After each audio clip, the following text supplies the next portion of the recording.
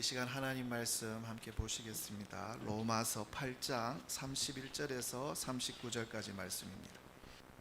우리 한 절씩 우리 서로 교독하시겠습니다. 로마서 8장 31절에서 39절 말씀입니다. 그런즉 이 일에 대하여 우리가 무슨 말하리요? 만일 하나님이 우리를 위하시면 누가 우리를 대적하리요? 아끼지 아니하시고 우리 모든 사람을 위하여 내주시니라. 어찌 그들과 함께 모든 것을 주시지 아니하겠나? 누가 능히 하나님께서 택하신 자들을 고발하리요? 어렵다 하신 이는 하나님이시니 다 정죄하려 죽으실 뿐 아니라 다시 살아나신 이는 그리스도 예수시니 그는 하나님 편에 계신 자여 우리를 위하여 간구하시니 누가 우리를 그리스도의 사랑에서 끊으리요? 환난이나 공고나 박해나 기근이나 적신이나 위험이나 칼이랴. 우리가 종일 주를 위하여 죽임을 당하게 되며 도살당할 양같이 여김을 받았나이다.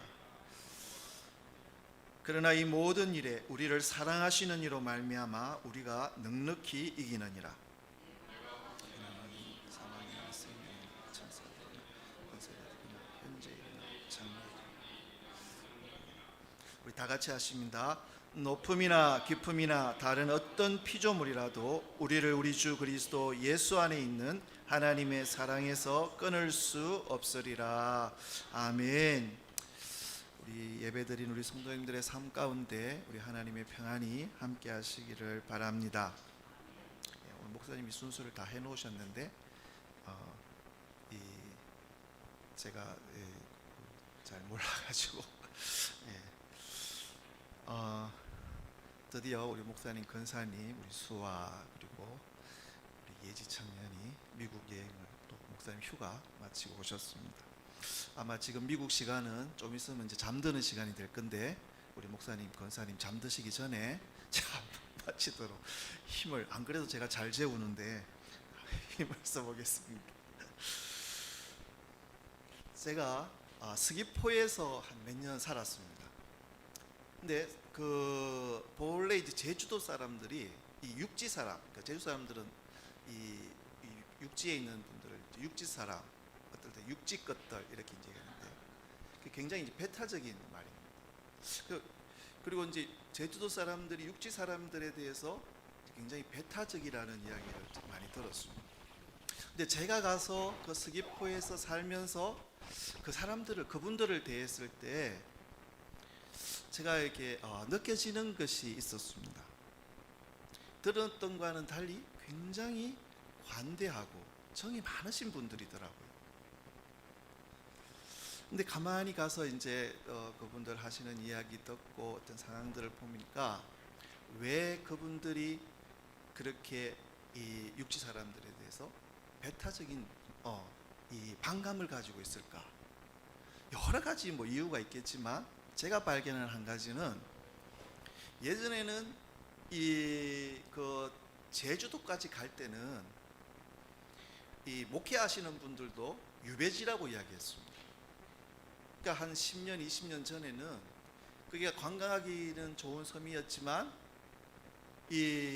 거기 가서 살기에는 아마 사람들이 꺼려했던 것 같습니다. 그래서 육지에서 하다 안 되고 사기치고 뭐 하던 사람이 도망가서 살던 곳이 그 제주도였다는 거예요.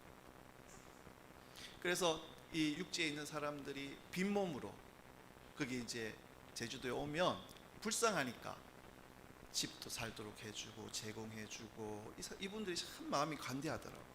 그러니까 제주도에 가서 보니까 그 특이한 그 성경에 있는 그 관습들이 있더라고요. 뭐냐 하면 농작물을 이렇게 거두는데 싹 깨끗하게 다 거두지 않고 물론 좋은 거는 거두어서 판매를 하지만 남겨두는 그런 그 관습이 있더라고요. 그래서 없는 사람들이 와서 그것을 그냥 편하게 가져가서 그래서 예전에는 그 가난한 사람들이 사는데 먹는 거에 대해서는 큰 어려움이 없었다는 거예요.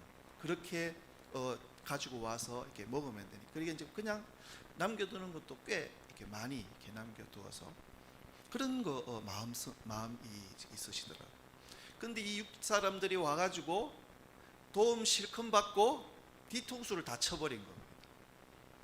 그러니까 어떤 분은 그 보증서 줬다가 그 귤밭을 통째로 뭐 잃어버리게 되고, 도움을 줬는데 도리어 그 해를 끼치는, 그래가지고 이분들이 마음이 다 다쳐버린 거예요. 그래서 육지 것들이라고 멀리하기 시작하고 했다는 것, 하지 않았나 하는 생각을 해본 적이 있습니다. 이렇게 뒤통수를 맞으면 우리 육지에 사는 사람들도 보면 털 뒤통수를 우리가 맞지 않습니까? 그걸 맞게 되면 이제 사람에 대한 거리감이 생기고, 그리고 이제 의심부터 이제 생기기 시작한다는 거예요. 근데 보면 이 사람들은 다 원래 뒤통수를 칠 준비가 다 되어 있는 것 같습니다. 늦게 치느냐 빨리 치느냐 그 차이인 것 같습니다. 그리고 보면 친한 사람들한테 다 배신당하지 않습니까? 예수님도 돈깨를 맡겼던 그 가룟유다한테 뒤통수를 맞으시지 않았습니까?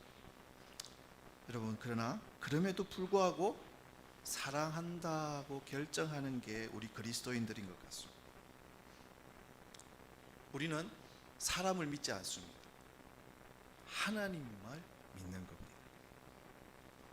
그래서 10,000달란트 탕감을 받은 사람이 100데나리온을 안 따지고 산다라는 겁니다. 왜? 우리 하나님께서 나의 모든 것을 채워주시는 내 하나님이 내 뒤에 계시기 때문에 이게 사람들한테 당해도 그렇게 아프거나 우리 그리스도인들에게는 중요하지 않다는 겁니다. 그거보다 차고 넘치는 것으로 우리들에게 채워지기 때문에, 그렇기 때문에 우리 예수 믿는 사람들은 누가 나의 뒤통수를 때릴까 안 때릴까 걱정하고 전전긍긍하는 것이 아니라 다 때립니다. 그리고 맞습니다. 그래도 나는 10,000만인이 나를 때려도 나는 넘어지지 않아. 이게 우리 그리스도인의 믿음인 줄 압니다. 그래서 어쨌든 간 이 사람들은 이 서로의 그 아픈 그 마음들 때문에 마음이 다치고 다 이제 의심하는 겁니다. 교회도 보면 누가 새로 오면 환영하고 반갑기보다는 일단은 제가 혹시 이상한 데서 온 사람 많이 하는 그 의심부터 요즘에 들지 않습니까? 그래서 이 의심이 들어오면 사람과의 관계가 파괴됩니다. 그리고 상대방뿐만 아니라 나에게도 고통을 가져옵니다. 그래서 보면 이 요즘에는 참 마음이 아픈 분들이 참 많더라고요. 그 중에 이 의심병, 이 배우자를 의심하는 거.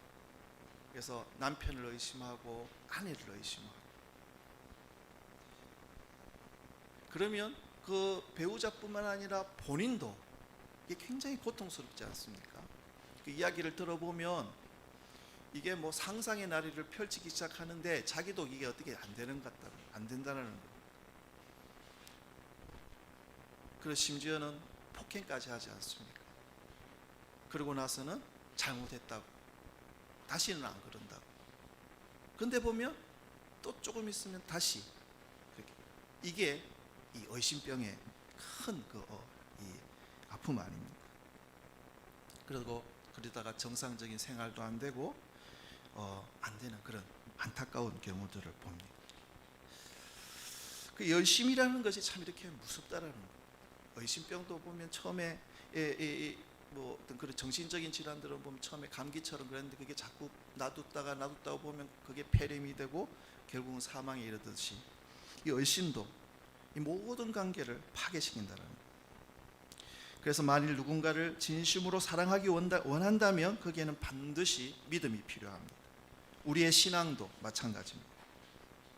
우리가 하나님을 진정으로 사랑하기 원한다면 우리는 하나님을 먼저 믿어야 됩니다. 그래서 성경에 보면 믿음과 사랑을 늘 같이 놓고 있습니다. 히브리서 11장 6절에 보니까 믿음이 없이는 하나님을 기쁘시게 못하나니 하나님께 나아가는 자는 반드시 그가 계신 것과 또한 그가 자기를 찾는 자들에게 상 주시는 이심을 믿어야 할지니라. 하나님을 사랑하고 기쁘게 하기 위해서는 그분을 믿어야 한다고 말씀합니다. 그래서 의심은 우리 인간관계만 파괴하는 것이 아니라 하나님과 우리의 관계도 파괴합니다.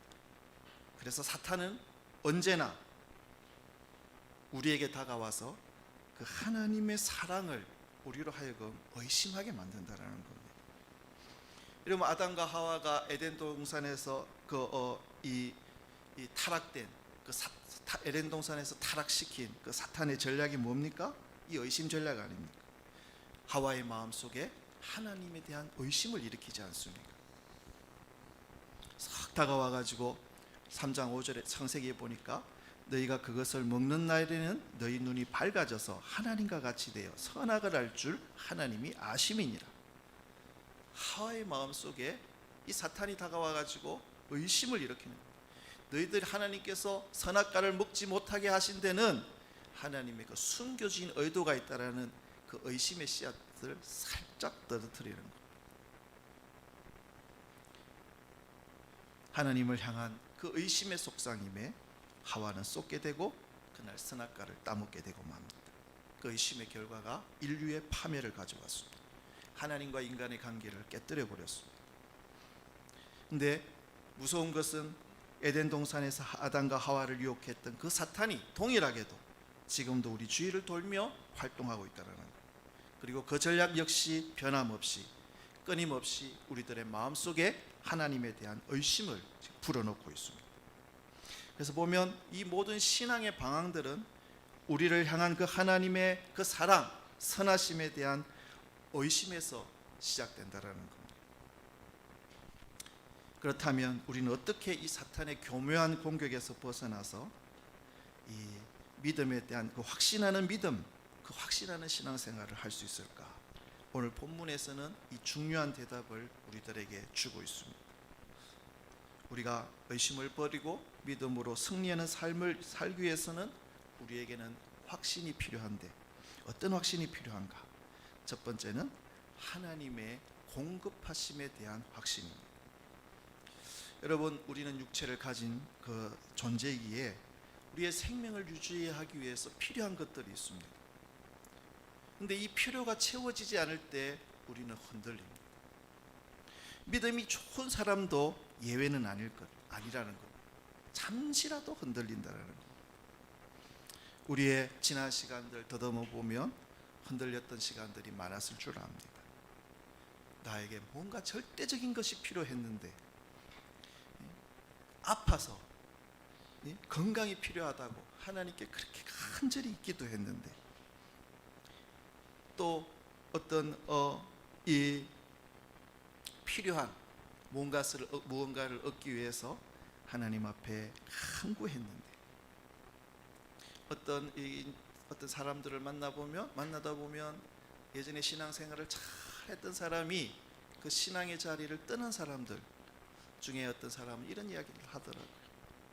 내 부모님이 아파가지고 그 부모님 좀 살려달라고 하나님 앞에 그렇게 간구하면서 그렇게 기도했는데 그거 안 들어주시더라는 겁니다. 그래서 그 다음부터 나 하나님 없다 그러고 신앙생활 안 한다는 그런 이야기들을 듣기도 합니다. 간절히 하나님 앞에, 살아계신 하나님 앞에 그렇게 정성을 쏟고 기도했는데 그 필요가 채워지지 않았을 때 흔들리게 되어 있습니다. 육체를 가진 우리의 인간이기에 누구라도 흔들린다라는 겁니다. 여러분, 하갈이 이 하나님께서 아브라함과 사라가 하나님께서 약속하신 그 아들을 기다리지 못하고 자신들의 어떤 생각으로 몸종인 하갈을 통해서 자손을 낳았습니다. 그러니까 하갈이 아들 낳은 유세를 했던 겁니다. 그러니까 쫓겨났습니다. 어린 이스마엘을 데리고 쫓겨나서 그 사막을 헤맬 때 그 어린 아들이 목이 말라서 죽어가는 그 모습을 보면서 하갈이 애통하지 않습니까? 땅을 치며 통곡을 했습니다. 여러분, 우리는 물질 세계를 초월해서 살 수 없는 인간들이기 때문에 물질의 영향을 받습니다. 이 절대적인 필요가 채워지지 않을 때 우리는 어떻게 해야 될까? 오늘 본문은 하나님은 본문을 통해서 우리들에게 말씀하시는데, 이 땅을 사는 동안 우리 모두에게 절대적인 필요가 채워지지 않을 때, 그것으로 인해 고통이 찾아올 때 우리는 믿음이 없는 사람처럼 주저앉아서 환경만을 바라볼 것이 아니라 그때야말로 눈을 들어 하늘을 보고 하늘을 바라보라고 말씀하십니다. 마태복음 6장 26절에 30절에 보니까 예수님께서 산상수훈의 말씀을 하시면서 이렇게 선포합니다. 공중의 새를 보라. 심지도 않고 거두지도 않고 창고에 모아들이지도 아니하되 너희 하늘 아버지께서 기르시나니 너희는 이것들보다 귀하지 아니하냐. 너희 중에 누가 염려함으로 그 키를 한 자라도 더할 수 있겠느냐. 너희가 어찌 의복을 위하여 염려하느냐. 들의 백합화가 어떻게 자라는가 생각하여 보라. 수고도 아니하고 길쌈도 아니하느니라. 그러나 내가 너희에게 말하노니 솔로몬의 모든 영광으로도 입은 것이 이 꽃 하나만 갖지 못하였느니라. 오늘 있다가 내일 아궁이에 던져지는 덜풀도 하나님이 이렇게 입히시거든 하물며 너희일까 보냐. 믿음이 작은 자들아. 공중의 새를 먹이시고 덜풀을 입히시는 주님이 말씀하십니다. 내가 너희의 필요를 공급한다. 내가 너의 고통을 안다. 그러나 그 어려운 환경 속에서라도 나를 바라봐라. 내가 너 먹여 살린다. 내가 너의 필요한 것을 채우고 공급한다. 흔들리지 말고 나한테 맡겨라. 이게 우리들에게 들려주시는 하나님의 말씀입니다.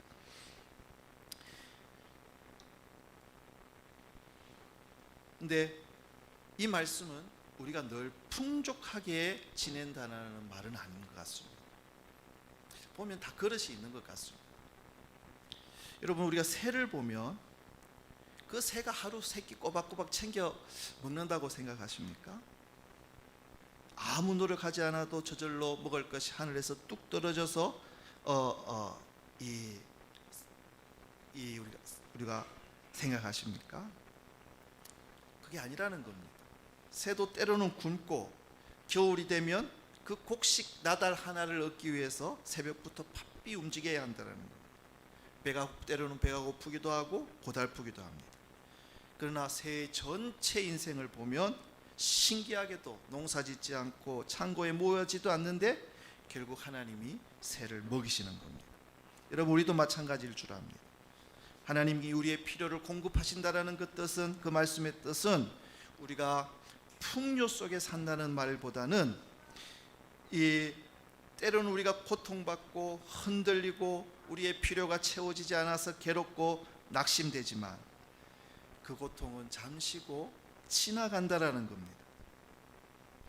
우리 인생 전체를 바라볼 때 그 그림이 뚜렷하게 나타나는데 하나님이 우리를 먹이시는 모습입니다.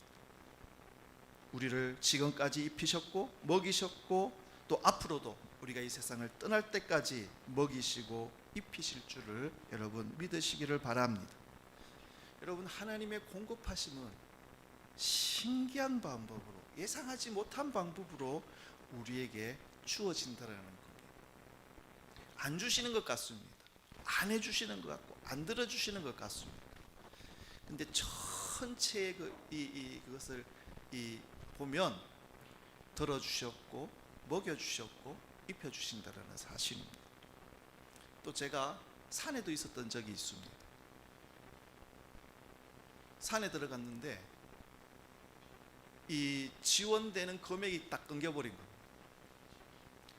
돈 나올 데가 한 군데도 없는 겁니다. 산에 들어가서 뭐 일을 할 줄 알았는데 뭐 닭도 키우고 이렇게 여러 가지 할 줄 알았는데 그게 다 안 되는, 벌을 키울 줄 알았는데 그게 다 안 되는 거예요.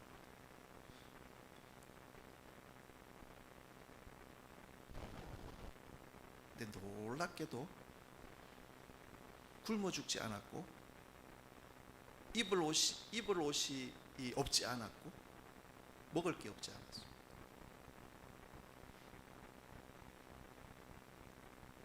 어떤 천사들을 통해서 먹을 것이 공급되어졌고 입을 것이 주어졌고 지금 이 자리에 제가 서 있는 겁니다. 풍성하진 않았습니다. 근데 하나님이 먹여서 살리시더라는 겁니다. 여러분은 다 믿는 구석이 아마 다 있을 줄 압니다. 우리가 신앙생활을 한다고 하지만 내 가족이 있고 내 친구들이 있고 내 통장이 있고 내가 가진 사업체가 있고 일터가 있고 여러분 그런 것들이 다 끊겼을 때 하나님은 나를 먹여 살려주실 줄 믿으시기를 바랍니다. 그 목말라 죽어가던 그 아들, 버림받은 이 모자, 하나님 앞에 어찌할 바를 모르고 어디 갈지를 모르고 통곡했을 때 하나님께로부터 물과 음식을 공급받지 않습니까? 하나님은 우리를 먹이시는 분입니다. 이 바울은 이 놀라운 사실을 깨닫고 하나님의 이 절대적인 공급에 대해서 로마서 8장 32절에 자기 아들을 아끼지 아니하시고 우리 모든 사람을 위하여 내어주시니가 어찌 그 아들과 함께 모든 것을 우리에게 주시지 아니하겠느냐, 이 말씀을 꼭 믿으시기를 바랍니다. 지금 당장 내가 이 필요하다고 생각하는 이 시점에 주어지지 않더라도 그것은 나의 전후 모든 것을 아시는 하나님이 또 완벽한 타이밍에 주시려고 하는 선하신 의도임을 믿으시기를 바랍니다. 우리에게 가장 좋고 선한 것을 하나님은 주시는 분이십니다. 여러분, 우리는 그 사실을 갈보리 언덕에서 볼 수 있지 않습니까? 그곳에 달렸던, 십자가에 달렸던 그 예수님, 당신의 그 독생자를 십자가에 내어주기까지 우리를 위해 아끼지 않았던 그 하나님이 우리에게 무엇을 주시지 않겠습니까? 우리가 내가 지금 절대적인 그 필요가 채워지지 않아 흔들릴 때마다 그 십자가를 바라보면서 하나님의 그 놀라운 사랑, 아들까지 내어주시는 그 사랑을 확인하시기를 바랍니다. 우리가 그 사랑을 확인하고 확신하며 살아갈 때 로마서 8장 31절에 보니까 그런즉 이 일에 대하여 우리가 무슨 말하리요? 만일 하나님이 우리를 위하시면 누가 우리를 대적하리요? 반어법인데 놀라운 선포 아닙니까? 하나님께서 그 아들을 아끼지 않고 우리 모든 사람을 위해 나를 위해 주셨다면 아무도 그 누가 감히 나에게 대적할 수 있겠냐는 겁니다. 여러분, 우리는 이 땅을 사는 동안 우리를 대적하고 막아서는 존재들을 가끔 경험합니다. 역경과 비극 그리고 그 반대를 하는 것들이 우리를 막았습니다. 미래에 대한 염려 또한 나의 연약함이 때로 나를 대적합니다. 악한 자들이 우리를 대적하고 마침내 죽음이 우리를 대적합니다. 그러나 이 사도 바울은 오늘 로마서를 통해서 하나님의 놀라운 능력과 나를 향한 그분의 사랑을 우리가 생각한다면 나를 막아서고 대적하는 그것들은 아무것도 아니라는 겁니다. 누가 감히 우리를 대적할 수 있습니까? 하나님이 내 편이신데 죽음도 믿음의 선조들을 통해서 죽음이 우리를 이길 수 없는 것을 우리는 보게 됩니다. 이 세상의 그 어떤 것도 우리를 대적할 것은 없습니다. 여러분, 우리가 누굽니까? 천지 만물을 지으신 그 하나님이 아들까지 주시면서까지 사랑한 그 하나님의 사랑의 대상입니다. 여러분, 우리가 이 땅을 사는 동안 그 하나님의 놀라운 공급하심을 확신하고 믿으시기를 주의 이름으로 부탁드립니다. 하나님은 반드시 나를 먹이시고 입히시는 공급자이십니다. 제 아이가 누가 너 참 아버지를 닮았다 그러면 굉장히 싫어합니다. 저도 이렇게 보니까 닮았거든요. 그래서 제가 너 주워왔다 그래도 걔는 그 말을 안 믿습니다. 지 아버지를 보면 분명히 자기가 딸인 걸 아니까 제가 주워오지 말았어야 되는데 제가 주워와가지고 참 골치 아프다 그래도 그 아이는 그 말을 믿지 않습니다. 보통 어릴 때 그러면 우리 엄마 아빠 찾아간다고 막 가방 싸가지고 막 나가지 않습니까? 제 아이는 절대 그런 일이 없었어요. 그리고 당당하게 요구합니다. 필요한 것들, 어쩔 땐 너무너무 뻔뻔스럽게 요구하고 주장합니다. 왜입니까? 내가 아빠 딸 아니냐고, 나 공부시켜줘야 되지 않냐고, 나한테 필요한 거 줘야 되지 않냐고, 이렇게 당당하게 요구합니다. 여러분, 우리가 하나님과 우리의 관계가 그렇다라는 것. 하나님의 우리를 향한 그 사랑, 그 확신을 붙들고 우리 앞에 놓여져서 우리를 은심케 하는 모든 대적들을 물리치시는 우리 하나된 교우 되시기를 바랍니다. 두 번째, 우리가 믿어야 될 것이 있습니다. 하나님의 용서하심을 우리는 확신해야 됩니다. 여러분, 우리가 신앙생활을 하면 할수록 이상하게 이 죄책감이 더 크게 다가옵니다. 이렇게 보면 그 거룩하신 그 하나님 앞에 가까이 나아갈수록 죄된 나의 모습이 보이게 되고 더럽혀진 나의 모습이 보이게 된다라는 것. 그래서 사도 바울이 아니라 베드로가 예수님의 능력을 바라볼 때 자기 자신의 그것을 보면서 주님, 자기가 감당하지 못하니까 주님, 나를 떠나소서라고 예수님께 고백하지 않습니까? 여러분, 이것은 좋은 일입니다. 우리의 영혼이 그만큼 깨끗해진다는 것 아니겠습니까? 빛 대신 하나님께 그만큼 가까이 나간다는 것. 어둠에 있을 때 보이지 않던 것들이 빛에 나오니까 보이듯이, 예전에는 주님을 몰랐을 때는 아무 죄책감이 없었는데 주님을 더 깊이 알아가면서 이 죄에 대해서 더 알게 되고 민감해진다는 것. 근데 이 사탄이 이것을 교묘하게 우리를 이용해서 우리를 무너뜨린다는 것. 자꾸 우리를 고발합니다.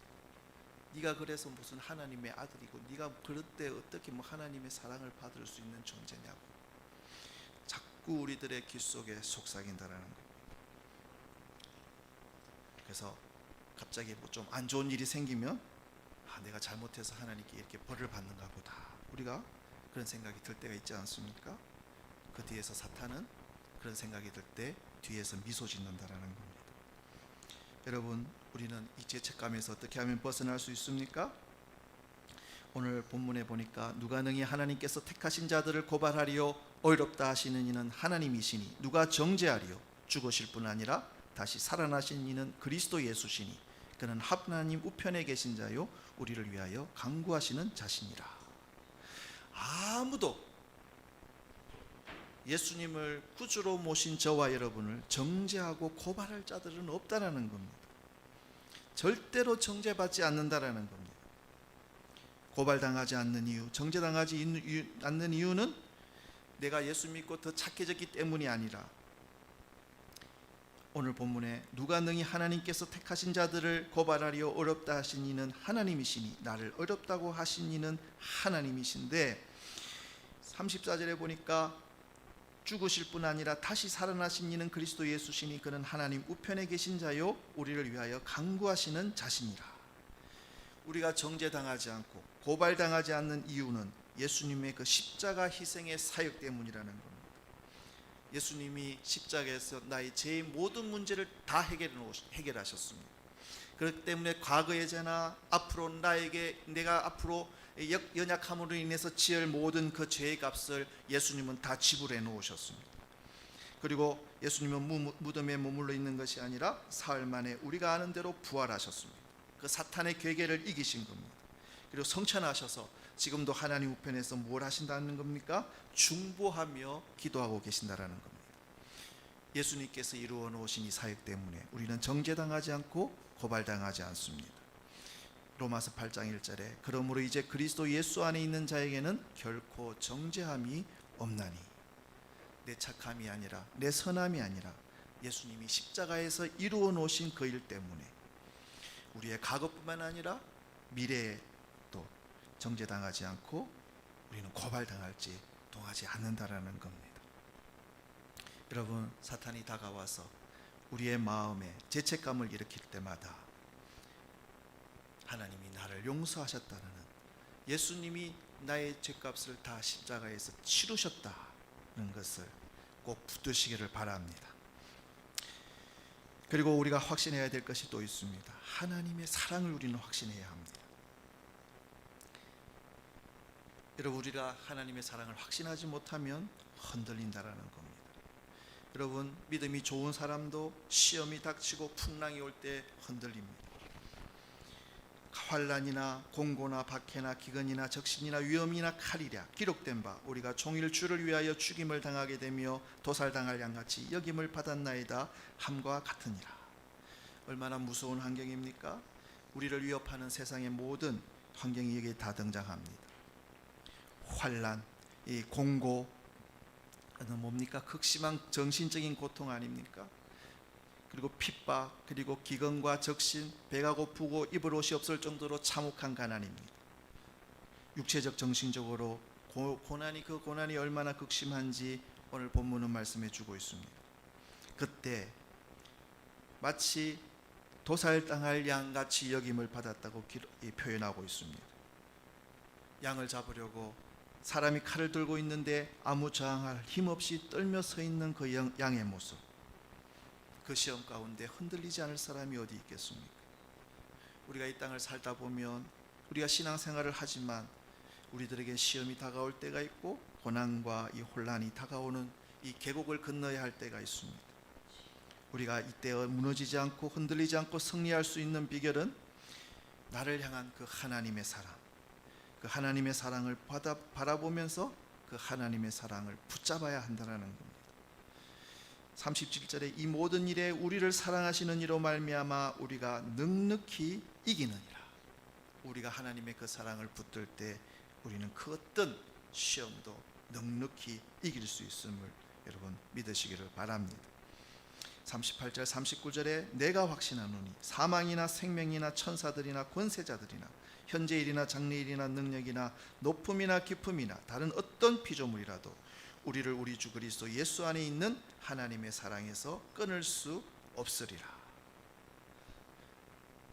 이 땅에 사는 동안 고난이, 때로는 풍랑이, 고난이 찾아올 때 그게 인생에서는 어쩔 수 없는 일 아닙니까? 그럴 때 우리는 우리 주 그리스도 예수 안에 있는 하나님의 사랑에서 그 어느 것도 우리를 끊을 수 없다. 여러분, 어떻게 우리가 살아왔더라도 상관없습니다. 그러나 여러분 꼭 기억하십시오. 하나님이 나를 사랑하신다라는 겁니다. 성경에 전체적 계속 우리들에게 말씀하시는 것이 내가 너를 사랑한다 아닙니까? 하나님의 그 놀라운 사랑을 꼭 붙들고 여러분 넉넉히 이기며 살아가는 우리 성도님들 되시기를 축원드립니다. 기도하겠습니다.